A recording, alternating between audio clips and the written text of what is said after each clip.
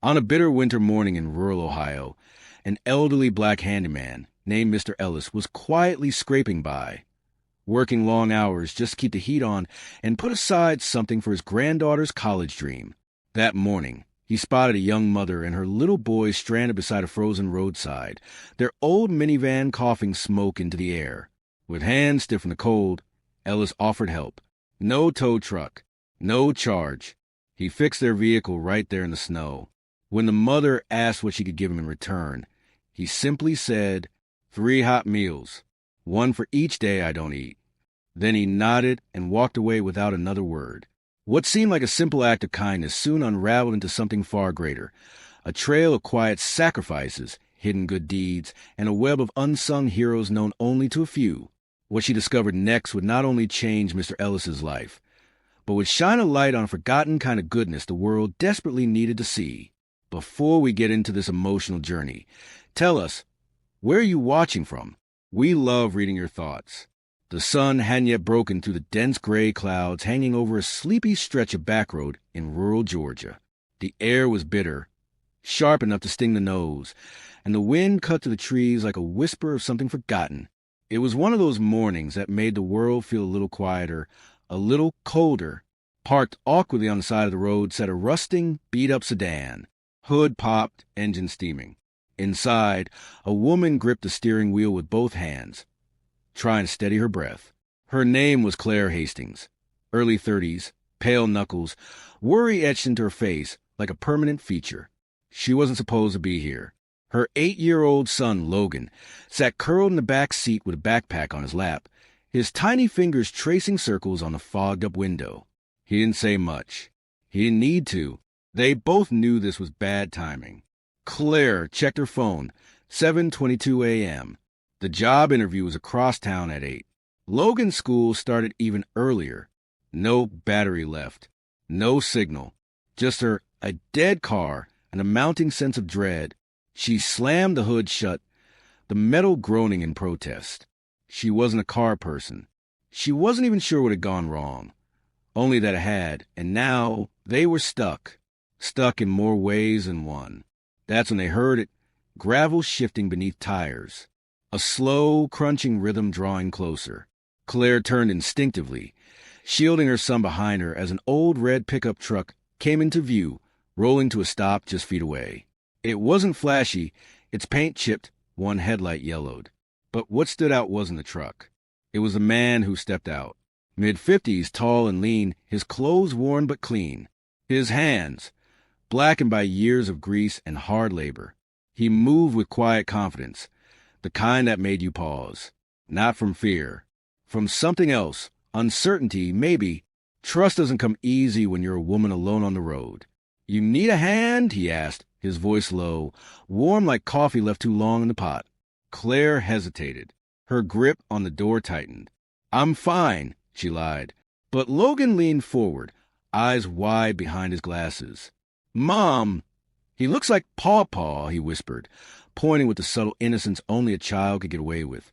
The man, Ezekiel Brown, nodded, as if understanding something without needing to be told. He didn't push, just opened the back of his truck, revealing a toolbox older than Logan.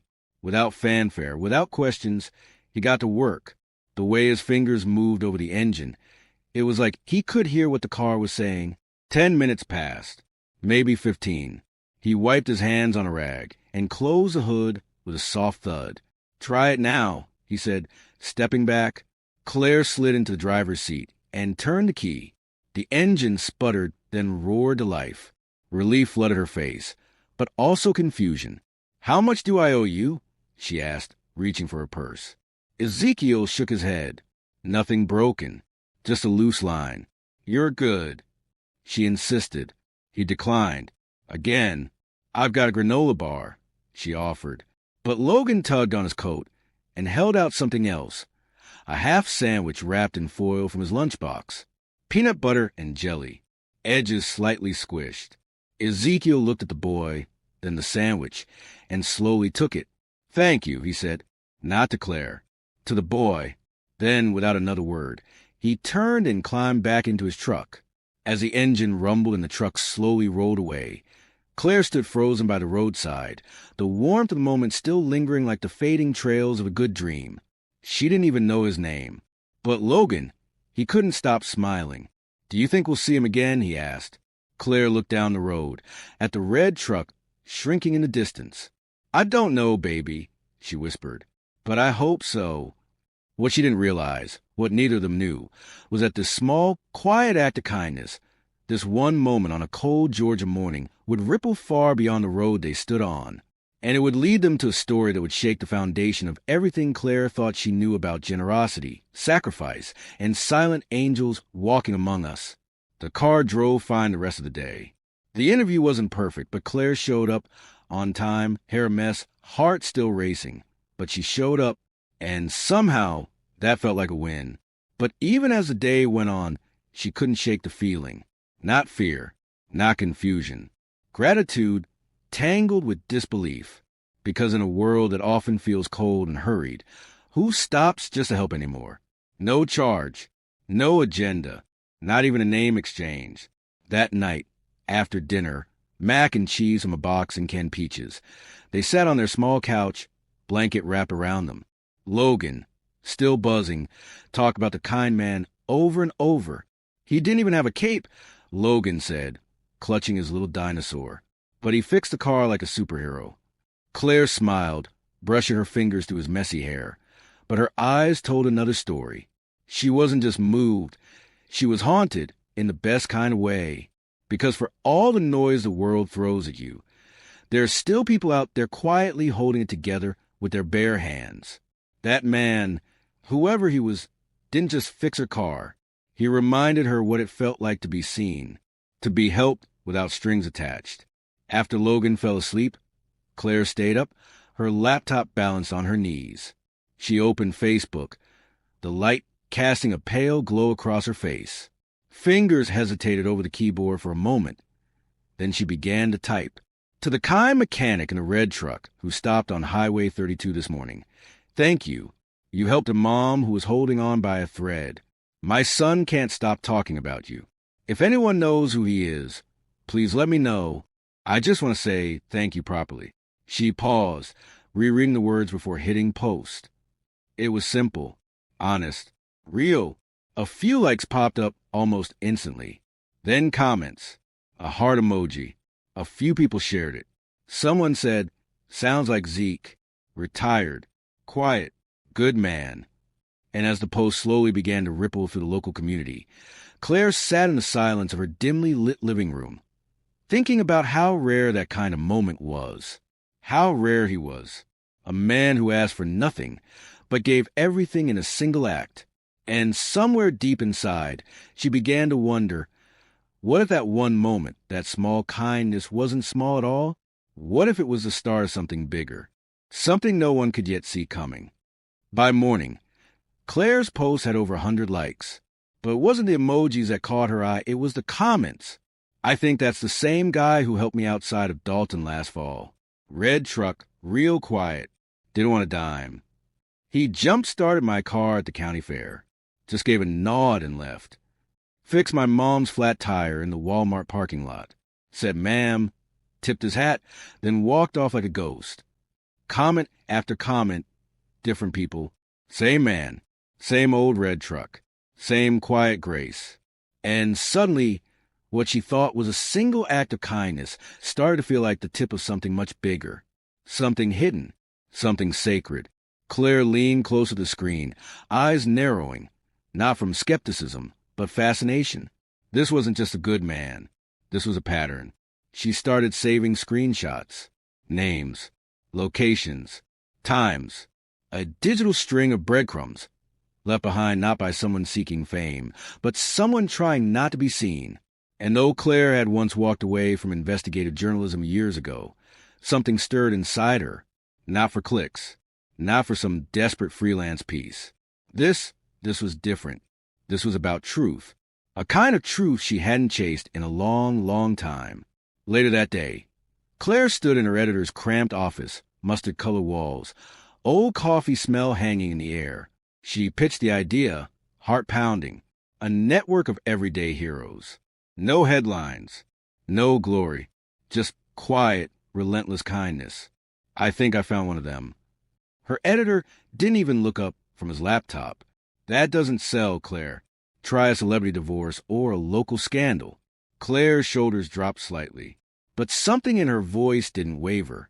You're wrong, she whispered, more to herself than to him.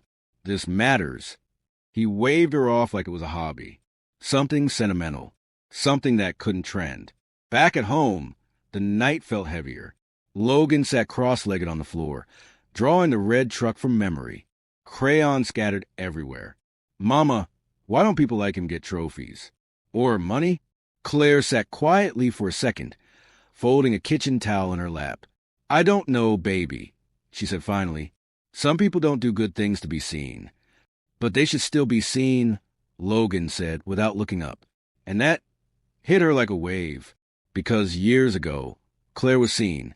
She had exposed a powerful real estate scandal in Atlanta, spoke the truth when others looked the other way. It cost her her job and her future in that newsroom. She had always believed truth mattered. But after enough doors slammed shut, after enough bills piled up, she stopped fighting, stopped chasing the stories that mattered. Until now, that night, Claire opened a fresh document on her laptop. Title: The Man in the Red Truck, A Trail of Quiet Kindness. And for the first time in years, her fingers began to type without fear, not for a paycheck, not for applause, but because this story felt like it had been waiting for her. And maybe, just maybe, she had been waiting for it too. Claire stood in the doorway, watching Logan tape his drawing onto the fridge, a crayon sketch version of the man in the red truck. He'd drawn a wide smile on the mechanic's face, even though Ezekiel hadn't smiled at all. Maybe kids see things adults don't. The next morning, she printed out the comments. Every single one. Names, dates, details, even the vague ones. She pinned them to an old corkboard she'd pulled from the garage. At first, it was just a few scattered notes, but slowly, patterns began to form. Clusters around certain neighborhoods. Repeated mentions of certain gas stations. Roadside diners. A map started to take shape, not of places, but of kindness left behind. Claire dusted off her old notebooks from her reporting days. The pages smelled like ink and memory. She opened archived blog posts. Found small mentions, barely a sentence or two, about a quiet man in a red truck. No name, no photo, just gratitude. She combed through local repair shop logs, asked subtle questions in Facebook groups, dug through a dozen blurry photos people had taken over the years. Different towns, same truck, same silhouette of man who always left before anyone could say thank you. Claire's wall filled up. Notes, string, pins, headlines half remembered. The mechanic had left no business card, no trail, but his kindness had created one anyway. And for the first time in a long time, Claire felt a story pulling her forward, not as a reporter chasing a scoop, but as a mother, a witness, someone who needed to believe that good men still walked among us unseen. Claire's search stretched into days. She combed neighborhoods that didn't show up on tourist maps. Rows of aging houses slumped under peeling paint, corner stores with faded signs, sidewalks cracked by time. She asked questions at churches, diners, junkyards. Some people shrugged. Others paused, nodded slowly, as if remembering something good in a world that rarely offered it. Finally, someone pointed her to a church on the edge of town. A modest, time-worn building with no steeple and a single working bell that rang every Sunday. Behind it, half hidden by a line of old oak trees, was a garage made from corrugated steel. No sign out front, no official business name. And there he was. Ezekiel Brown stood under the open bay door, sleeves rolled up, arms deep in the engine of a battered yellow school bus. Grease streaked his forearms and sweat beaded on his brow, but his expression was calm, focused. A little girl sat nearby with a juice box, watching him like he was a magician pulling secrets from metal. Claire approached slowly, heart pounding. She introduced herself, explained how she'd found him, mentioned the Facebook post, the stories, the red truck, the sandwich. Ezekiel barely looked up. He wiped his hands on a rag and said, without a trace of irritation, "Ain't no story here, ma'am." He turned back to the engine. Claire didn't leave. She came back the next day, then again the next. Sometimes she brought coffee, sometimes Logan. She didn't ask questions, just watched, spoke with the families who came by the garage, took notes when no one was looking. Eventually, Ezekiel started talking, not for a headline, but because she listened like someone who cared. "My wife," he said one evening, staring at the concrete floor, "passed from cancer 7 years ago. Strong woman. She could change a tire faster than me. Truth be told," he chuckled softly, "after she was gone, I couldn't sit still. Couldn't just watch the world move on without her. So I started helping, fixing things, for folks who couldn't pay. Just kept going. Didn't seem like a waste of time, you know?" He told her about his daughter, Tasha, a teacher in Detroit, first in the family to graduate college. She called every Sunday. "She was the reason I kept my hands moving when my heart wanted to stop," he said. Claire asked him why he never asked for recognition, why he always disappeared. He shrugged. "My mama used to say, 'Don't wait on applause to do what's right.'" There was no pride in his voice, just certainty, like he was telling her the weather, like it was simply the way life should be. And in that moment, Claire realized the story wasn't just about a mechanic who helped strangers. It was about the world he was quietly repairing, one act at a time, and it deserved to be seen. It was a rainy Thursday when Claire followed a handwritten note slipped under her windshield wiper. She'd just finished taking more photos outside Ezekiel's garage. When she found it, folded, creased, with a single sentence scrawled in blue pen: "If you want to know more, come to First Calvary Church, basement, Friday, 6 p.m. No signature, no explanation." She almost didn't go. It felt like something out of a spy movie, not the quiet story of a local mechanic. But her gut told her to show up, and Claire had learned by now to trust that instinct. Friday evening, she found herself standing before a modest church with chipped bricks and a flickering porch light. She descended the side steps into the basement, unsure what she'd find. The space was plain: concrete floors, folding chairs, a couple of slow-turning ceiling fans. But the room hummed with warmth. Around 24 people sat in a loose circle. No one wore name tags. No one stood at a podium. No one gave speeches. Instead, they spoke like family. One by one, they shared stories, not about what had happened to them, but about what they'd quietly done for others. A janitor who drove groceries every week to a homebound elderly couple without anyone asking him to. A high school math teacher who tutored neighborhood kids at night in her living room. A cook who left hot meals on porches in the dead of winter, knocking only once before disappearing. A retired veteran who spent his mornings fixing up old bikes and giving them away to kids who couldn't afford one. Claire was stunned, not just by the act themselves, but by the humility behind them. No one was posting about this online. No one had an audience. No one was looking for applause. They called themselves the Hands of Grace. There were no T-shirts, no donation drives, no social media accounts. Just quiet people, quietly choosing to show up where help was needed, to notice others, to care. Claire sat silently at the edge of the circle, her notebook unopened, her recorder forgotten in her bag. For the first time in a long while, she wasn't there as a journalist. She was there as a human being, watching something sacred unfold. When someone mentioned Ezekiel's name, the tone of the room softened even more. "He's the one who reminded me," said a middle-aged woman with paint-speckled jeans. "You don't need to be perfect to show up for someone. He fixed my truck and never asked who I was," said an elderly man in a denim vest. "Told me, it's good to have something to carry. Keeps your back strong. I've been volunteering at the shelter ever since." A chorus of nods followed. It was clear Ezekiel hadn't founded Hands of Grace. He never once claimed leadership or ownership, but he was, without question, its heart. He showed up, quietly, consistently, and in doing so, he gave others permission to believe that quiet kindness could still move mountains. That night, as Claire left the church basement, she realized the story had grown far beyond one man fixing a car. This was a movement, hidden in plain sight, a living, breathing network of grace. powered not by wealth or recognition, but by people who chose compassion without conditions. And somehow, in the chaos of deadlines, doubt, and broken dreams, she'd stumbled into something real, something she couldn't walk away from. This was bigger than a byline. This was the kind of story that changes people, starting with the one who tells it. By the time the story reached its turning point, Claire stood at a moral crossroads. For weeks she had followed breadcrumbs, Facebook comments, garage sightings, church basement conversations.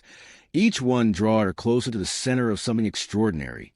Now she had what every journalist dreams of, a compelling, human story rooted in mystery, humility, and hope. And her editor knew it. Run it. Front page, he barked over the phone. But sharpen the hook. Make it viral. Think secret underground network of angel mechanics. Give me something juicy. Claire hesitated, her fingers tightening around the phone. The old her, the one who used to pitch hard-hitting investigative exposés to national outlets, would have jumped at the chance. But the person she was becoming, she didn't want to exploit something so quietly good just to meet a word count or chase clicks. This isn't that kind of story, she said. Then rewrite it, he snapped. Make it that kind. Add some tears, maybe a little scandal. We need eyeballs. Claire hung up without answering. That night, she sat across from Ezekiel in his garage, the scent of engine oil and pine drifting in through the open door. He was working on an old lawnmower, grease up to his elbows. Calm as ever. She told him everything. The editor, the pressure, the fear of messing up something beautiful. Ezekiel didn't look up.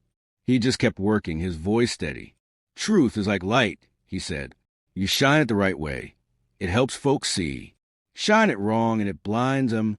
If your story helps people see better, not just stare, then maybe it's worth it. But don't twist it, Miss Claire. Not this. His words sat heavy on her chest, but in a good way, like an anchor in the middle of a storm. Later that week, Logan came home from school beaming, clutching a wrench in one hand and a peanut butter sandwich in the other. I helped Caleb fix his bike chain today, he said proudly. We're starting a fix-it club, like Mr. Ezekiel. He had drawn a little logo, 2 hands holding a heart, and taped it to his bedroom door. Helpers only, it read. Claire blinked back tears as she watched her son beam with the kind of innocent pride only children can carry. There was no social media post, no applause, just joy in doing good for the sake of it. And that's when Claire understood. The real story wasn't in the headline. It was in the ripple effect. It was in the way Ezekiel's quiet kindness had reached into her own home and lit a spark in her son. It was in the teachers who started after-school reading clubs, in the veterans who volunteered on weekends, in the small acts that added up to something vast and unseen. With new resolve, Claire pulled out her laptop. She didn't write the version her editor wanted. No clickbait, no exaggerated drama. Just truth, layered, raw, and real. She told the story of a man who believed in doing good without expecting anything in return, of a community quietly rebuilding what the world had forgotten: decency, hope, dignity, human connection.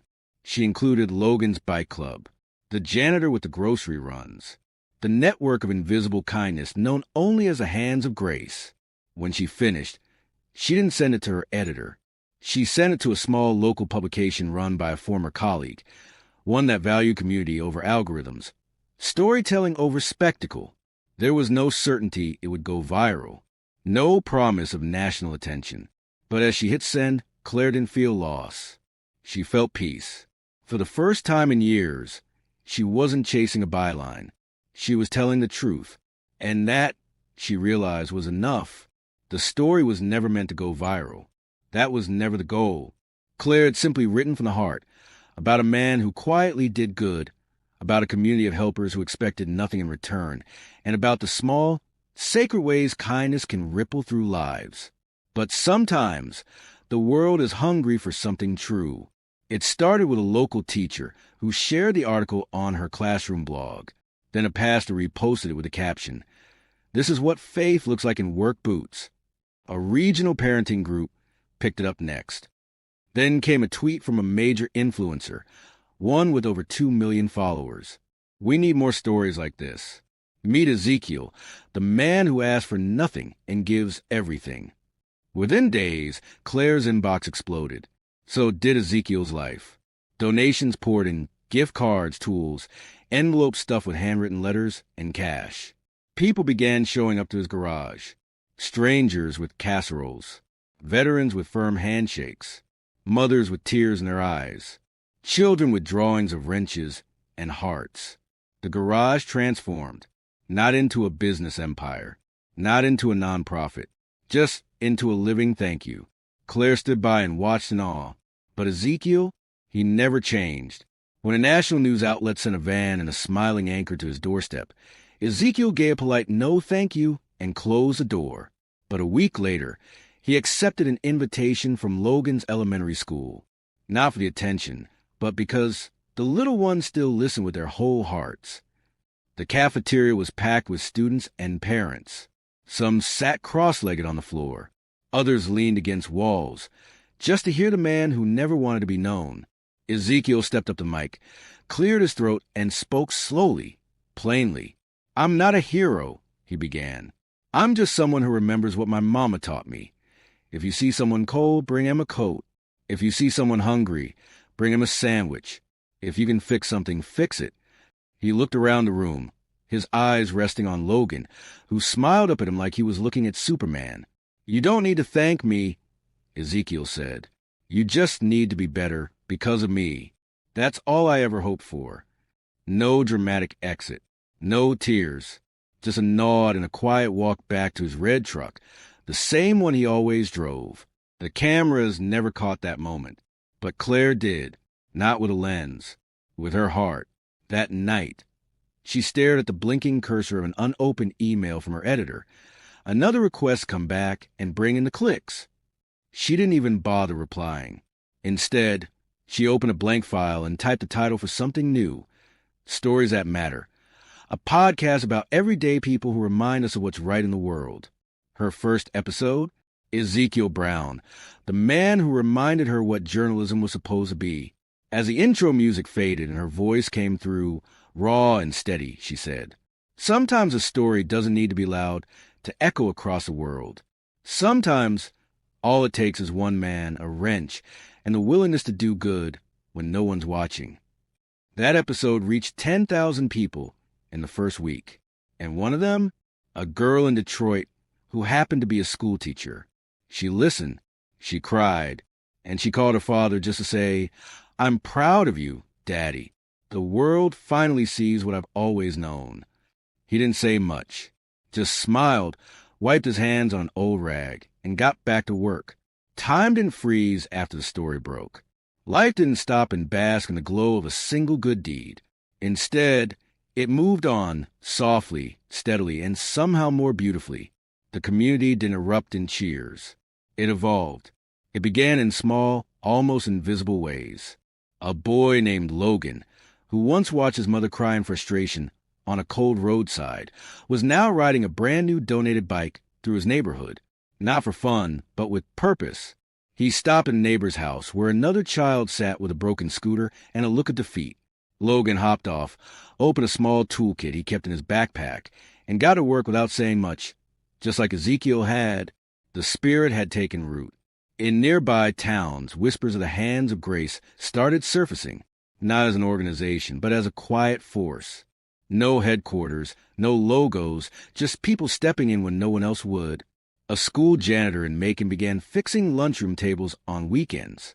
A retired nurse in Savannah started checking on homebound neighbors every evening. An unemployed father in Augusta gave away half his groceries to a struggling family, saying only, "I had help once too." There were no fanfares, no plaques, just quiet power passed from hand to hand. Back at the garage behind the church, Ezekiel was where it always been.